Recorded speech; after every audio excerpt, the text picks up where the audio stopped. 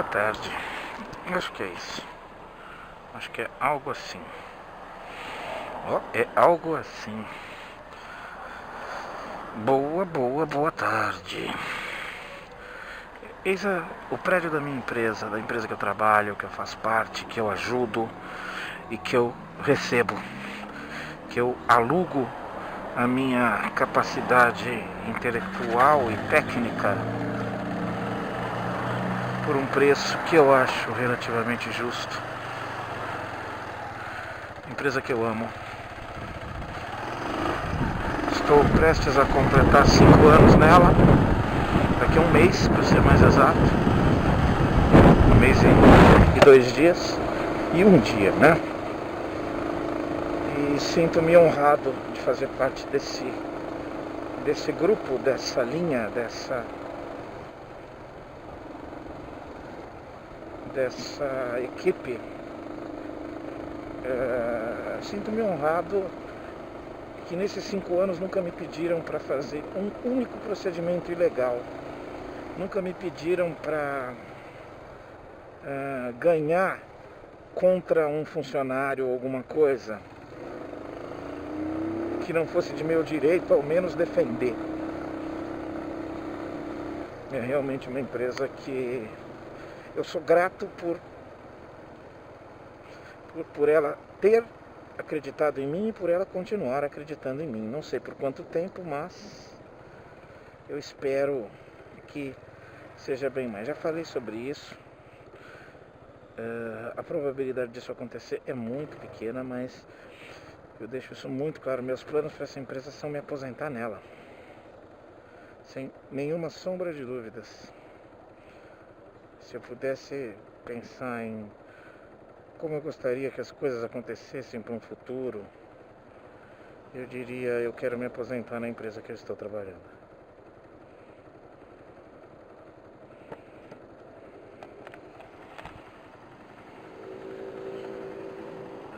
Não achei nem que eu fosse precisar, mas estou aqui baixando meu óculosinho aqui. Hoje é quinta-feira, hoje é 1º de novembro de 2018. Lá se foi mais um mês e restam-nos apenas 2. 1,5 na base, talvez menos do que isso. Porque novembro é um mês que tem uma quantidade enorme de feriados. Amanhã será sexta-feira. Mas o que vai pegar mesmo vai ser o feriado do meio aí. Não na próxima semana ou da outra. Dia 15 é quinta-feira e dia 20 é terça-feira. Dia 15, proclamação da República. Dia 20, Consciência Negra. E são 2 pontes, né? Então isso realmente tira um pouco o clima e a produtividade da empresa no momento em que temos tanto a fazer. Dificilmente eu consiga ficar em casa nas 2 pontes. Dificilmente. Mas faria um bem danado.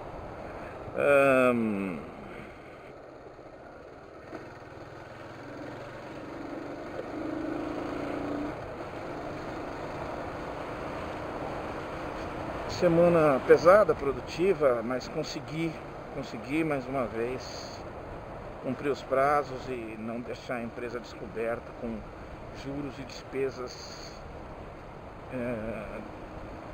não necessárias, né, nesse momento. Essa é a minha função básica, né? Eu não mereço os parabéns por isso. Eu sou pago para isso, para proteger a empresa, para não deixar a empresa desprotegida no conceito fiscal e no conceito ético também, na minha parte de recursos humanos. Seguimos.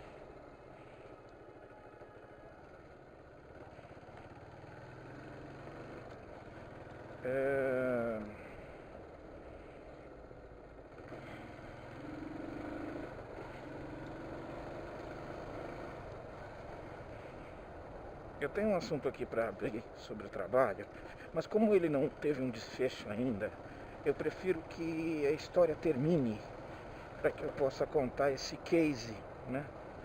Esse caso aqui, essa história aqui. Temos aí um fim de semana pela frente, com um diazinho a mais, que é amanhã. Tenho combinado de amanhã visitar a minha queridíssima comadre.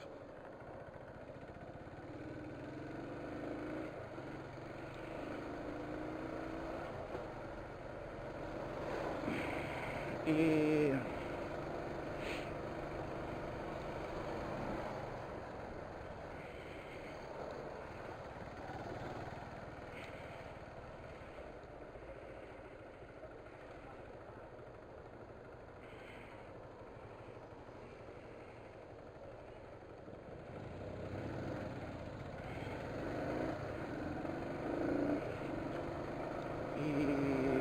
de resto, no fim de semana eu deverei dar uma adiantada em algumas coisas aí.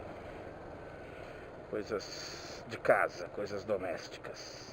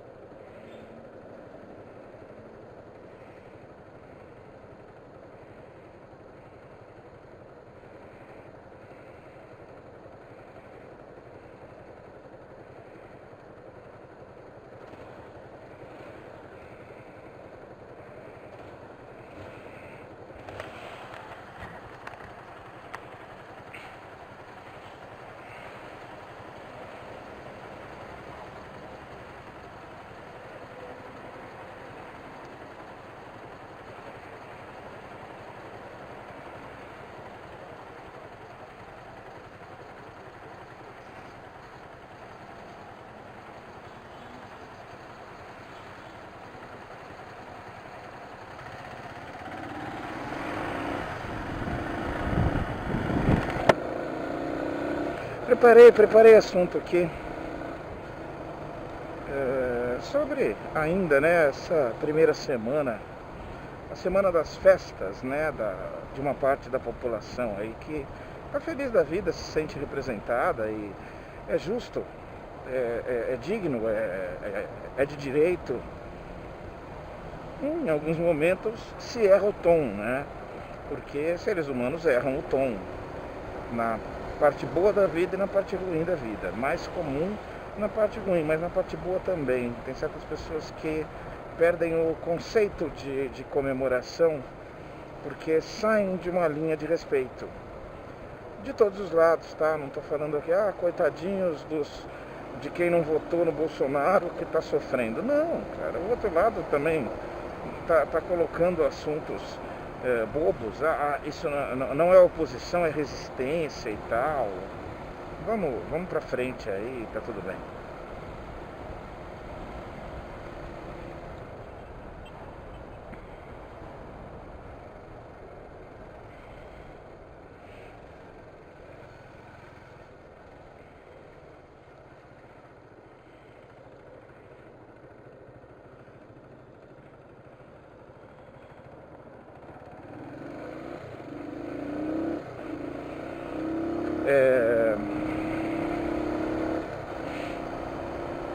Tem umas novidades aí. Continuo. Engraçado que alguns fake news continuam rolando. Hoje de manhã eu recebi de um amigo sobre umas ligações de parentescos e amizades e apadrinhamentos que terminam sempre, quase que plenamente, num dos filhos do Lula, numa filha do Lula ou qualquer coisa assim. E a gente vai lá, tenta ser útil, né? E passa para a pessoa dentro de um grupo dizendo: olha, eu realmente não confio nessa laia que você citou aí, mas é boato, porque tem algumas coisas nessa história que são invenções. E a pessoa me respondeu kkkk. Eu tenho a sensação de que ela respondeu kkkk com desprezo a mim, como quem fala: tá, beleza, tá bom, não é não, é mentira.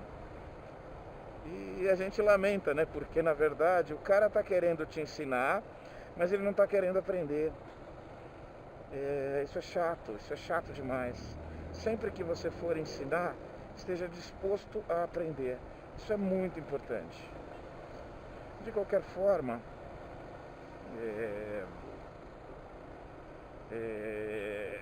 diminuiu bem a quantidade, ainda vai rolar um pouquinho, ainda tem uma apoteose, né, dessa comemoração. Vai durar um pouco, vai ter o começo do ano, vai... Paciência, né, cara? Paciência, tranquilidade, respeito principalmente, que a gente conviva tranquilo. Eu tenho tido muita tranquilidade nisso. Dou um exemplo. Ontem, acho, eu compartilhei um textinho, uma frase que uma amiga tinha colocado no feed de notícias dela. Eu achei justo que a pessoa fala assim... já continuo.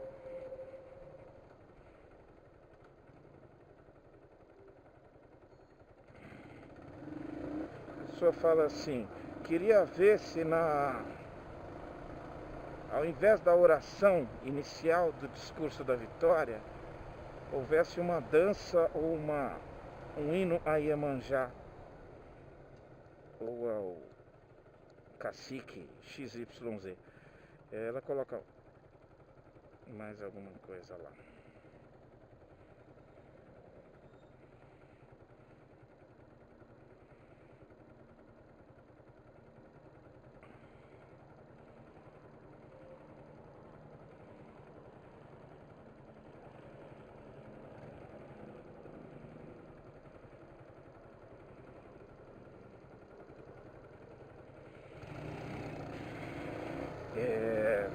Assim, queria ver se ao invés da oração tivesse uma música, um hino, uma saudação a Iemanjá, que tipicamente é uma entidade cultuada pelas religiões de matriz africana.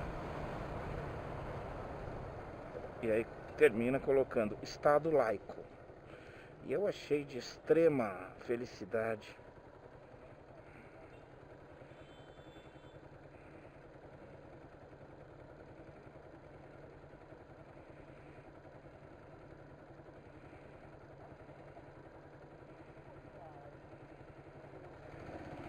que o que parece a questão está sendo assim: você só sabe me criticar. Cara, eu acho que tem um conceito mínimo de justiça quando se fala na laicidade do Estado. Eu não preciso explicar muito sobre isso. E, enfim, é isso. Sim, não vou explicar isso agora com detalhes. É simples para mim, porque as pessoas só entendem quando é do lado delas, quando é contrário não entendem.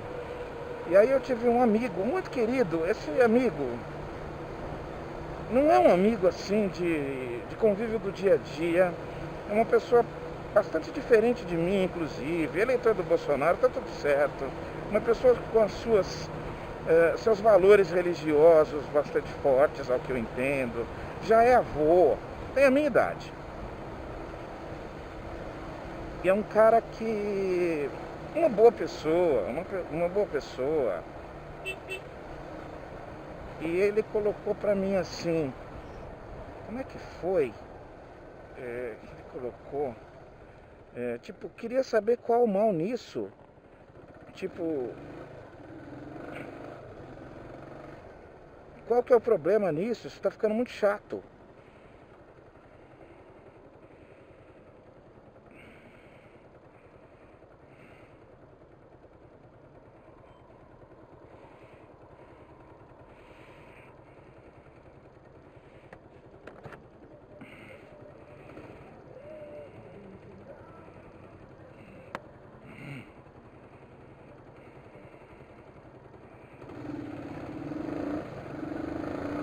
E eu respondi pra ele: cara, você sabe, não se trata de não respeitar as orações, ô fulano.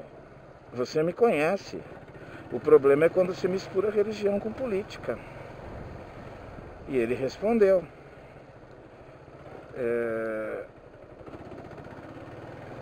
ok, entendo sua opinião, mas não concordo. E pronto, até um outro amigo paralelo aí escreveu no meio do caminho ali, Marcos Claudino, com a sua coerência de sempre. Ele achou que a minha resposta foi bem legal. Talvez as pessoas estejam muito esperando agressividade em todos os aspectos. E eu não vou conseguir fazer isso, não tenho a menor necessidade. Jogar amizades fora, não pode, não é possível, não é uma opção, não é uma necessidade, não é uma saída. Enquanto der, a gente mantém sim. Isso.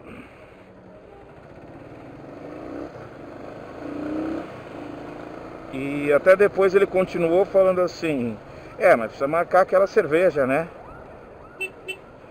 E eu falando, opa, tranquilo, é uma turma, não vou falar, eu quero preservar a pessoa, não precisa, né? É uma turminha, 5, 6 amigos, ou 4, 5 amigos. E ele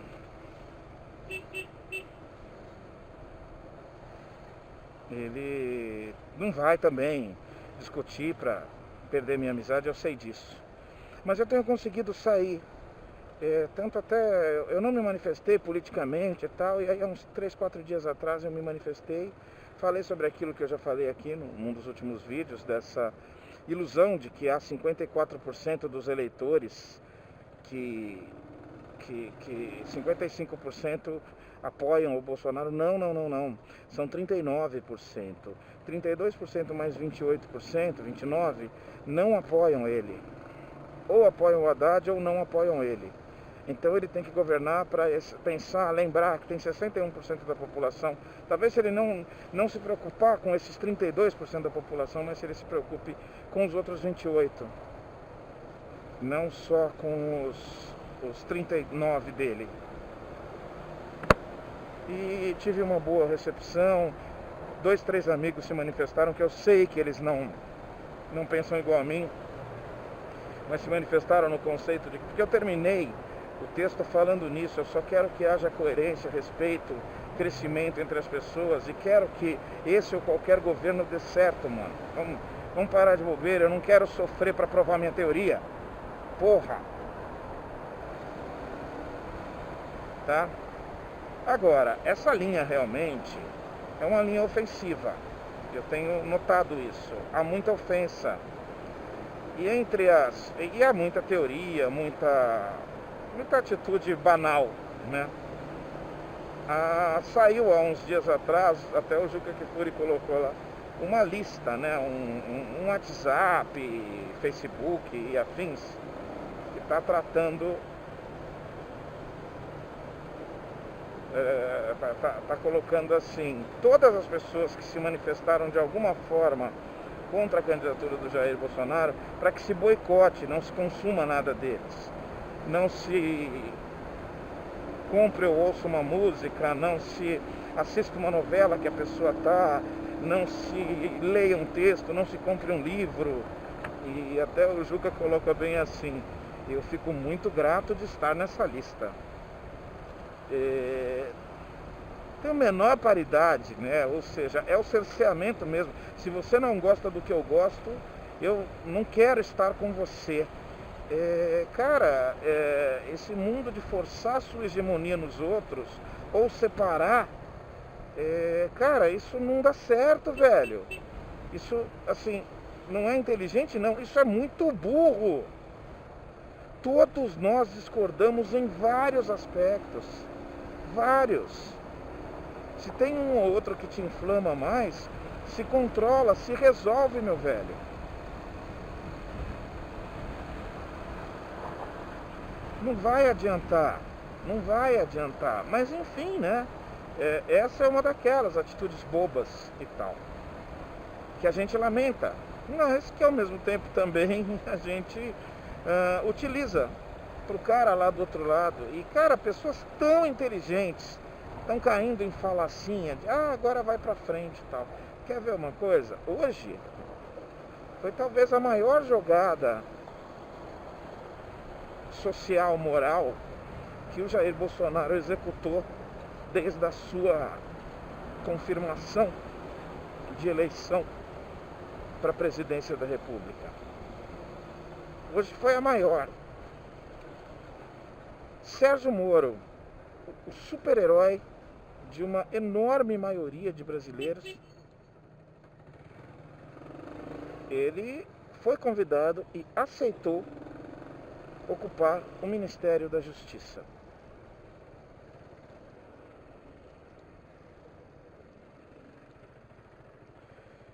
Isso tem um significado gigantesco. Muitos daqueles 29% que eu falei vão estar agora falando, puta que pariu, o cara foi foda agora, hein? Porque eu não tenho dúvida que esses 29% têm uma enorme rejeição pelo PT. E o Sérgio Moro representa muito disso.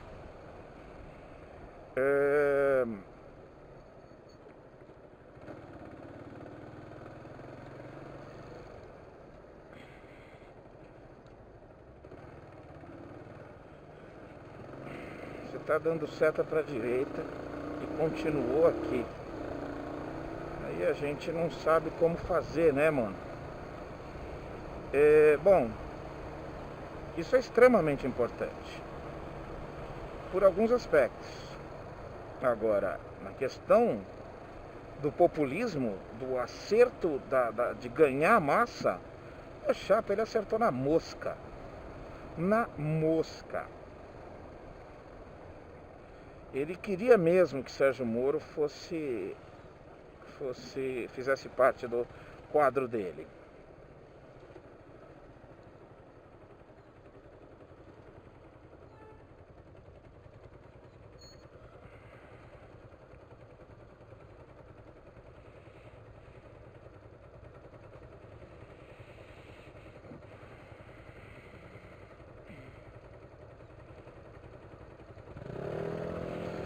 E cara, isso representa uma linha tão forte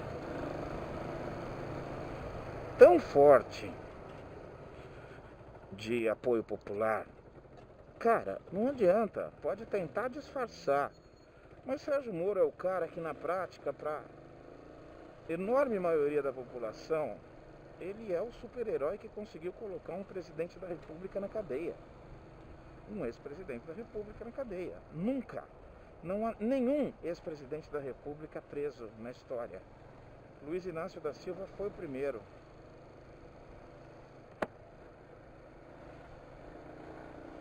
Isso tem um significado enorme, porque foram alguns anos de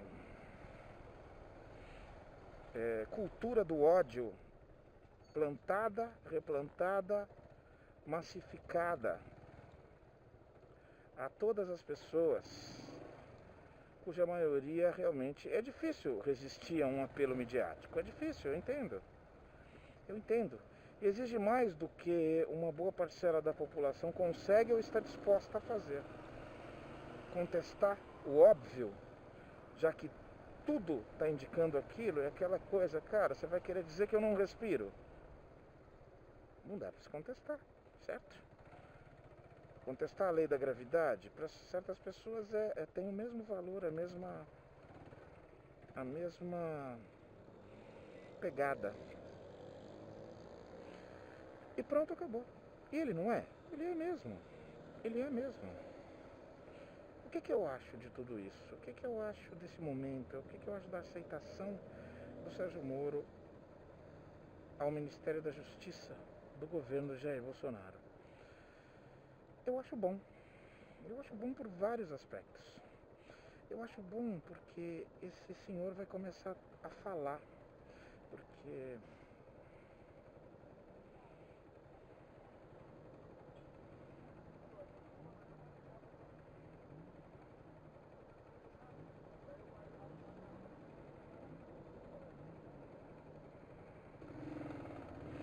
Porque esse senhor, até hoje, o que nós ouvimos a voz dele foi lendo uma sentença, ou algumas sentenças, e fazendo meia dúzia de perguntas. Foram raras as ocasiões onde ele se manifestou de imediato num improviso. É importante, eu acho que a exposição de Sérgio Moro pode ser o começo da desmistificação dele. Não que ele vai se danar. Não. Eu não vou tirar, por nenhum aspecto, nenhum. Eu não vou tirar a capacidade desse cara, a capacidade técnica que ele tem. Ele conhece muito bem todos os trâmites, ele sabe muito bem como funciona. Então ele conquistou, ele fez por merecer. Provavelmente fosse isso que ele queria.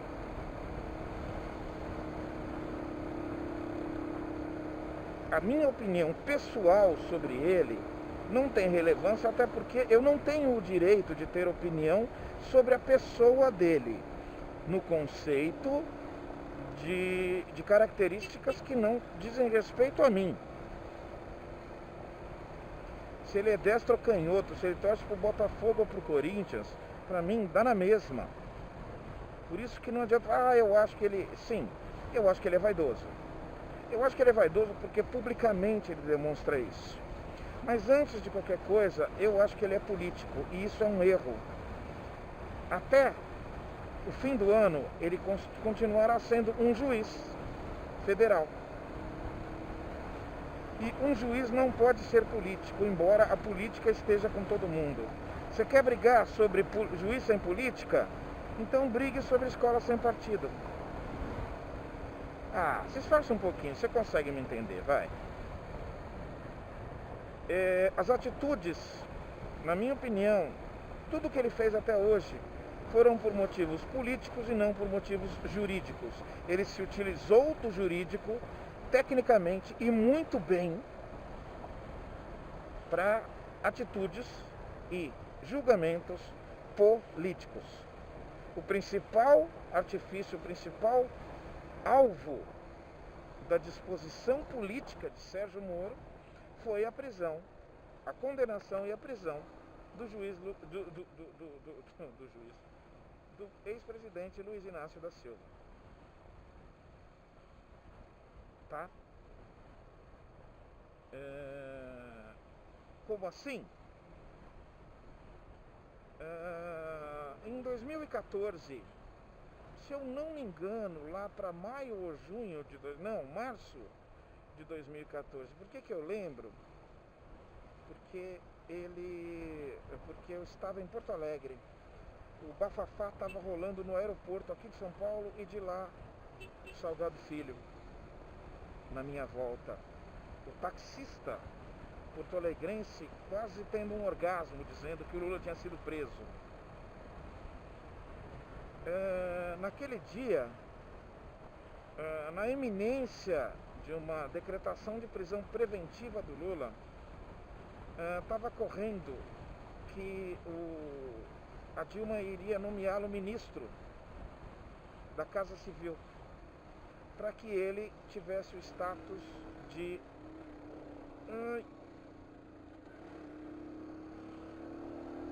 entrou na reserva, para que ele obtivesse a imunidade parlamentar e não pudesse ser preso.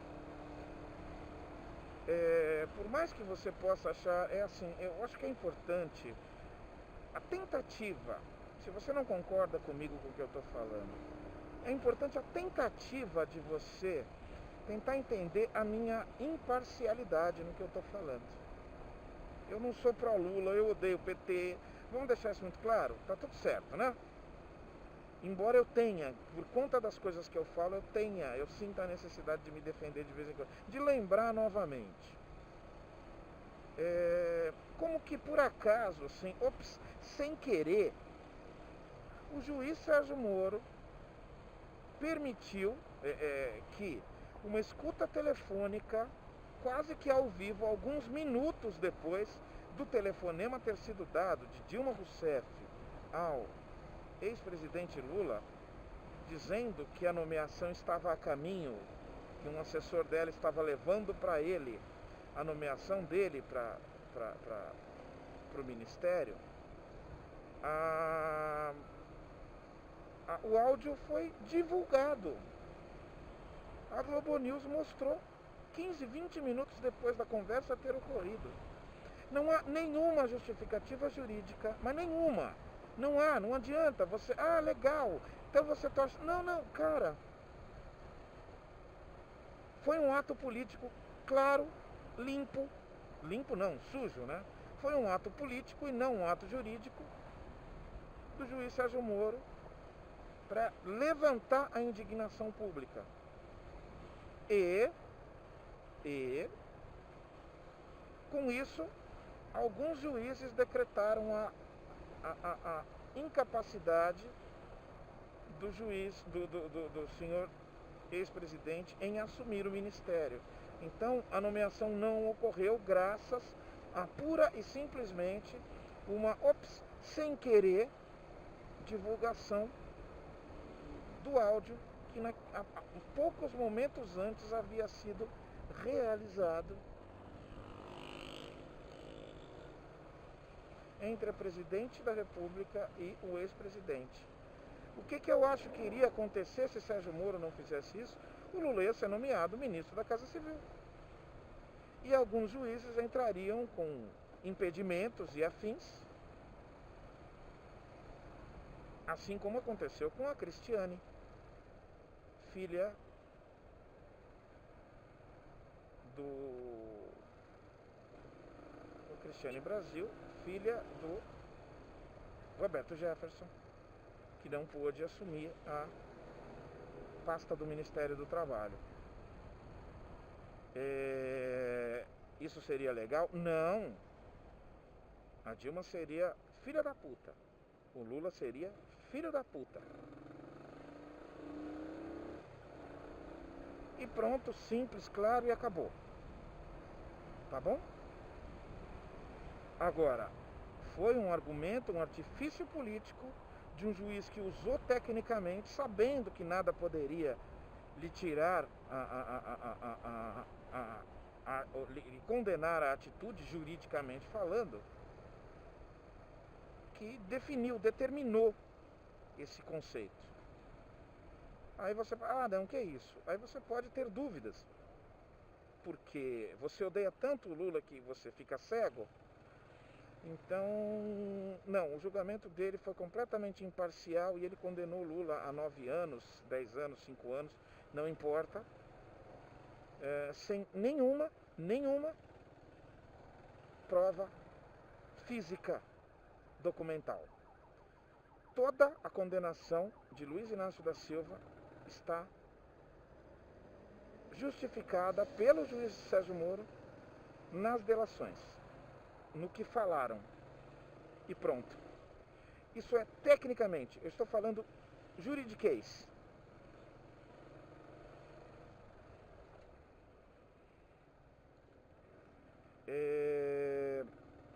Então foi um julgamento político. Lula é um pilantra? É um pilantra. Eu não tenho dúvidas.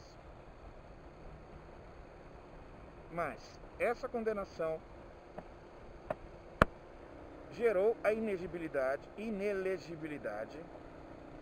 do ex-presidente e tirou o possível eleito, ele seria eleito, candidato à presidência da República, o senhor Luiz Inácio da Silva. Isso foi bom? Não. Isso foi bom? Foi, ainda bem. Tiraram o Lula na forçada, mas tiraram na forçada política. Usar o juridiquês para dizer, não, imagina, eu não fiz nada, que é isso? Eu fiz julgamentos imparciais. É a única coisa que me irrita, é alguém falando que o julgamento foi imparcial.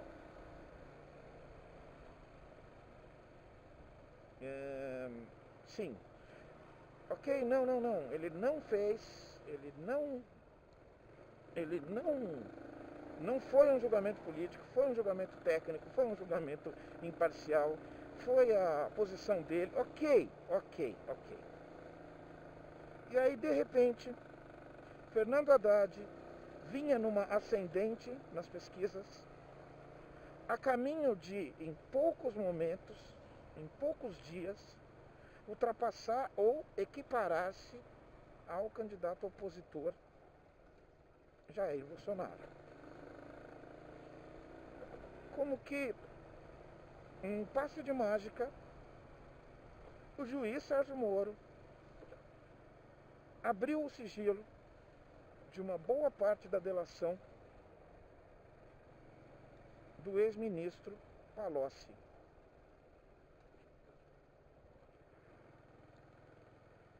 Ex-ministro do Lula, Palocci, que, encrencado por todas as evidências documentais e físicas existentes contra ele, demorou uns 3 meses para fechar um acordo de delação de 20 milhões que ele teria que devolver aos cofres públicos. Ele fechou tudo isso com uma um super abrandamento de uma possível pena, ou das possíveis penas, e mais um desconto na base de 70% a 80% desses honorários que ele deveria devolver aos cofres públicos.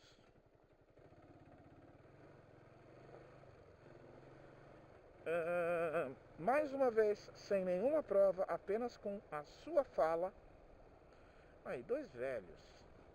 Aí é foda, viu, mano? Aí é foda, viu, velho? Puta que pariu. O que eu posso falar? Não se trata deles serem velhos. Ó. Você viu a linha aqui? Você viu a linha, né? Você viu a linha. Se não tivesse isso, onde tinha ido meu pescoço? Não adianta, né? Não adianta. É um país que tá fadado aí pra puta que pariu. Porque um cidadão normal não consegue entender que não pode empinar pipa na cidade. Porra! E aí, de repente, aparece, fica aberto a todas as declarações que Palocci deu. Todas elas, por uma incrível coincidência, acusando Lula de tudo. Ele sabia de tudo, ele fez tudo, ele mandou fazer, ele que tirou, ele que pegou, tá. E aí, cadê alguma prova? Nenhuma. Todos, ele colocou isso tranquilamente, não há nenhuma comprovação do que está sendo dito. Mas uma semana antes, meu amiguinho, há quem, e é uma grande maioria, que se joga no chão para você passar em cima achando que é uma honra. Não serei eu. Eu não tenho raiva de você. Eu sei que você está indo atrás de um objetivo.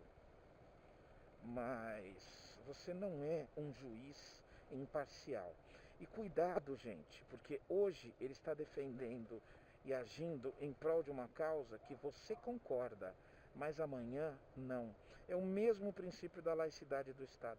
Qual o problema dele rezar a sua reza?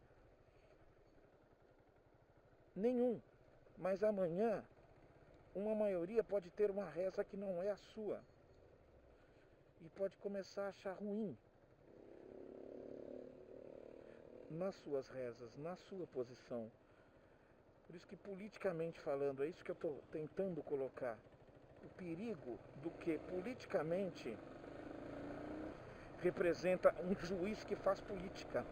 Porque hoje ele está pró você, amanhã ele pode não estar e ele será tão competente, tão aclamado quanto você está alimentando e inflando a visibilidade dessa pessoa. Não, ele não é um herói, ele é um político que está indo atrás das suas ambições. Ele é vaidoso, como eu sou, como você é, como qualquer um é. Todo mundo que tem o ego massageado pode se viciar nisso e não querer mais deixar de ser. E não querer mais deixar de ser idolatrado, massageado e acarinhado pelas multidões. Mas, vamos deixar claro mais uma vez, eu espero que, mesmo que seja um erro meu de interpretação, que dê tudo certo, que ele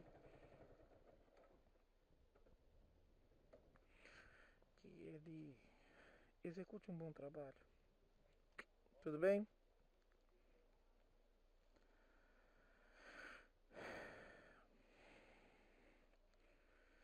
E que as coisas melhorem para nós. Se você acha que eu acho que ele é um defensor da moral, da ética e contra a corrupção, não, não. Eu gostaria de acreditar nisso para viver nesse conto de fadas, mas não é. E tem um temor com a pulga atrás da orelha. Há um temor. Esse cara está abrindo mão de muita coisa para ir para o Ministério da Justiça. Tem alguma coisa forte aí. De qualquer forma, vamos torcer para que o nosso dia a dia, a nossa vida seja melhor. Um abraço, bom descanso, bom fim de semana a todos. Tchau.